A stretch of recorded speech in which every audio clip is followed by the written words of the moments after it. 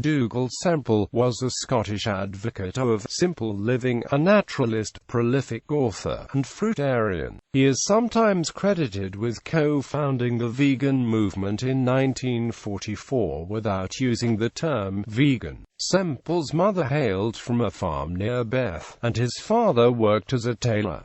He was born in Johnstone near Paisley, Scotland. Cathy Amos was his wife who predeceased him, dying of heart failure in 1941. Dugald died in Fairlie. They had no children, although Cathy had a son named Ian who was killed in World War I. Life. Dugald won a bursary to Paisley Grammar School and served an apprenticeship as an engineering draftsman. In 1907 he moved into a tent, and later an old omnibus located on Linwood Moss. In 1916 he was a conscientious objector and thus exempted from war service on condition that he continued lecturing on food economy. Dugald Semple, vegan and Scottish apostle of the simple life, farmed at Davies o' the Mill near Beith in North Ayrshire from the 1930s until around 1950, when it was a small holding. Dugald was a hippie before hippies officially existed and started living in an army tent from 1907.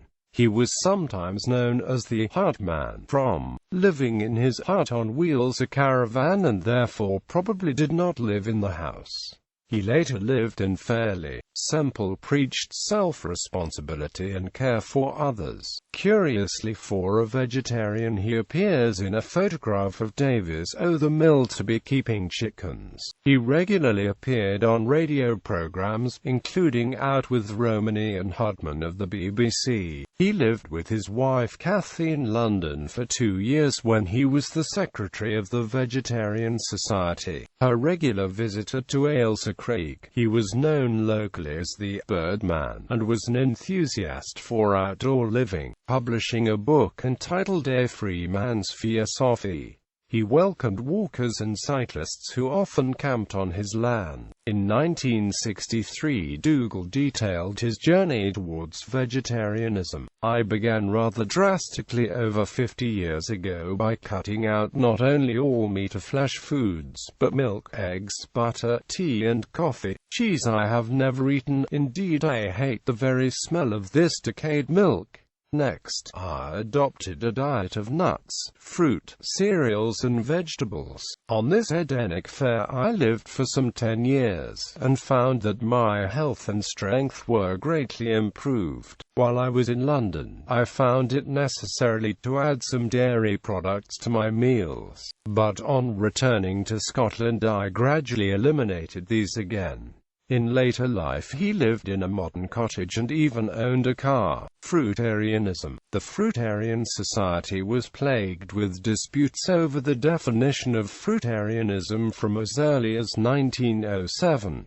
The Scottish Vegetarian Society featured an article in the 1907 journal entitled Fruitarianism by Dugald Semple, in which he wrote, "By fruitarianism is meant a dietary consisting chiefly of nuts and fruits. Cooked cereals and vegetables are not necessarily excluded, although the exclusion of all cooked foods, should means and knowledge permit, will lead to better results. For this dietary it will be noticed that not only is flesh and meat omitted, but also the animal products milk and eggs. The use of these products by vegetarians has long been one of the chief objections to vegetarianism, especially in medical circles." Dugald stated, to make the point about lacto-vegetarianism, stated that he had never tasted cheese, and therefore it could not be considered as an essential binding agent for body and soul. In 1912, Dugald stated that he did not believe that milk and eggs were natural foods for man. Eggs were meant to produce chickens and not omelets, and cow's milk is a perfect food for a car, but most assuredly not for a grown-up human being. In his 1915 book, Joys of the Simple Life, he wrote an essay entitled Alone with Nature. stating that I left off eating flesh meat and drinking tea 10 years ago, and for over 8 years have rarely used milk, eggs, salt, sugar, dairy, butter, white bread, or condiments of any kind. My health has improved considerably and I have never regretted the change. Influence. Committee positions. In 1938, Dugald was the president of the Scottish Vegetarian Society and vice president of the Vegetarian Society. In 1944, Dugald is recorded as the chairman of the Vegan Society and vice president of the International Vegetarian Union. In 1953, he was honorary president of the Scottish Vegetarian Society. In 1954, Dugald was still president of the SVS, one of several vice presidents of IVU. Lecture tours. The Victoria Advocate newspaper of Texas reported that he lectured on his beliefs and way of life in the USA, Canada, and America. For the August 1910 issue of the Vegetarian Messenger, Mr. Dugald Semple, the Scottish apostle of the simple life, is arranging lecturing tours for the coming winter. He is prepared to give lectures for a modest fee, and we are sure that his services would be appreciated by vegetarian and allied societies. His address is Wheelhouse Bridge of Weir, Scotland. The address appears to refer to his horse-drawn caravan that can be seen in the photograph of Davies o' the Mill. Conferences. Dugald was a delegate from Great Britain to the 1938 10th World Vegetarian Congress held in Norway, attending as president of the Scottish Vegetarian Society and vice president of the Vegetarian Society. He delivered a speech on vegetarianism and peace. Mr. Semple said that the question of peace was one of the most important problems with which the various countries of the world were concerned at the present time, and people were naturally interested in what we, as vegetarians, had to offer in place of war and preparations for war. The situation throughout Europe was tragic because war was no longer confined to armed forces but meant the slaughter of innocent women and children. The relation between food and war may come as a surprise to many people, but Socrates pointed out the relationship many years ago. When Plato first outlined the ideal life for his country, he suggested that it might be necessary to introduce flesh foods into his community. Socrates replied by saying that when you introduce flesh foods, it means that you are not going to have sufficient land to grow food and to raise cattle at the same time, and then you'll go to your neighbor's territory and cut a slice off his land, and he will object, and then you'll go to war with each other. That was the lesson we saw in the last Great War, and we observe today that many nations which are not self-supporting have a tendency to quarrel with the neighbors. In Great Britain, before the war, there was only 7.6% of the population living on the land, as against 20% in Belgium, 25% in Holland and 30% in Germany. Today we have only 4.6% of the population in Britain living on the land. It means that the more we get away from nature and congregate people in towns and cities, there is more crime, disease and war. We cannot get away from nature without suffering thereby. We have got to live closer to the laws of our being. We must have a healthy body, but that is not enough. We are suffering today from an unbalanced proportion of activities. We seem to know how to do everything, and yet we do not know how to walk properly. We can link up the world by means of electricity, but we cannot link it up with love and human sympathy. Our attitude towards animals must be completely changed. We must cease to refer to them as dumb animals and livestock. We must remember that they are our co-partners in civilization. Vegetarianism is not merely a matter of food reform, it is a philosophy of life, and war will only cease when we cease to live as beasts of prey. So long as we prepare for war, we shall get war. We must not only study Darwin but also Kropotkin. Those animals which are carnivorous are becoming less and the vegetarian animals are increasing.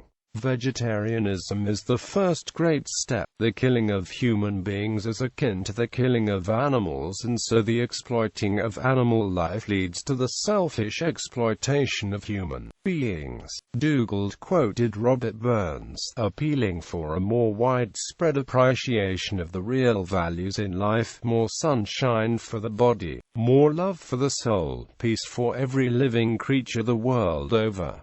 In 1953, at the 15th World Vegetarian Congress held in India, Dugald stated, "What a tragedy it would be if Mother India was to become estranged from her sympathy with the rights of animals, which, although it may have been carried to extremes, nevertheless has been a noble example to the flesh-eating and vivisecting nations of the West. Yes, let us do our utmost to save India from the soulless materialism of imperialistic nations. Let us show that war and disease are the result of disobedience to spiritual and natural law, that if we harden our hearts against the everyday cruelty of flesh-eating and blood sports, we cannot wonder that the whole so-called civilized world is preparing for another world catastrophe. East and West must meet if we are to hasten the coming of the New Jerusalem. We go forth to show that science is an affair of the heart as well as the head, that the poor Indian need not live on such a meager diet, and that we must realize that without love the people perish.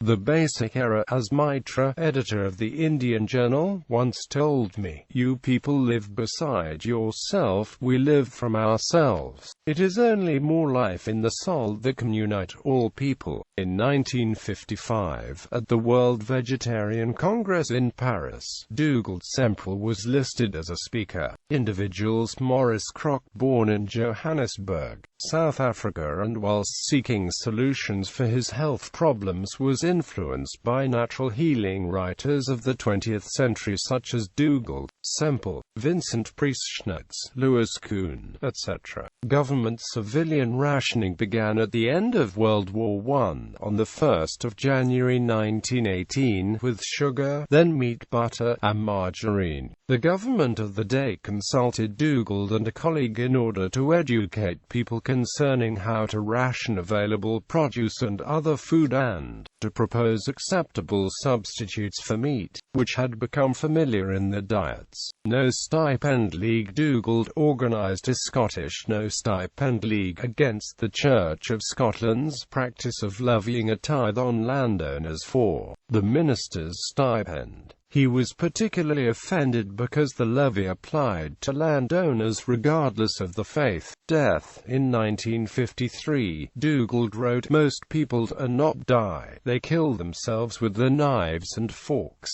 Dugald Semple died in a nursing home in Fairlie, North Ayrshire, aged 79. The cause of his death was not disclosed. Published works: Simple Life, Visitors, Paisley, J. and Amp. J. Cook, Printers, 1909. Living in Liberty of the Wheelhouse Philosophy, Paisley, Alexander Gardner, 1911. Fruitarianism, a treatise on the diet question, Paisley, Alexander Gardner, 1913. Joys of the Simple Life, London, G. Bell, 1915. Simple Life Recipes with Hints on Diet, London, C. W. Daniel, c. 1915–1919. Life in the Open, London, G. Bell, 1919. Diet and Good Health, a popular treatise on the food question, London, C. W. Daniel, 1925. Diet in Relation to Climate, London, C. W. Daniel, c. 1928. A Free Man's Philosophy, London, C. W. Daniel, 1933. An Appeal for Freedom, c.1935. What to Eat in Wartime, with Meatless Recipes by Cathy Semple, Glasgow, William McClellan, c. 1943. Be Your Own Doctor, Natural Cures for Common Ailments, Glasgow, William McClellan, c. 1945. Contains details of cures for colds, constipation, how to slim, better eyesight, health from herbs, etc. Looking at Nature. Glasgow, William McLellin, c. 1946. A Scots health cookery book, with meatless recipes by Cathy Semple. Glasgow, William McLellin, 1949. Round Kintyre with Dugald Semple. Glasgow, William McLellin, 1950. Home cures for common ailments, with curative diet. Glasgow, William McLellin, c. 1952. The Sun Food Way to Health. London, Health for All Publishing Co., 1956. Joy in Living. Glasgow, McLellin, 1957.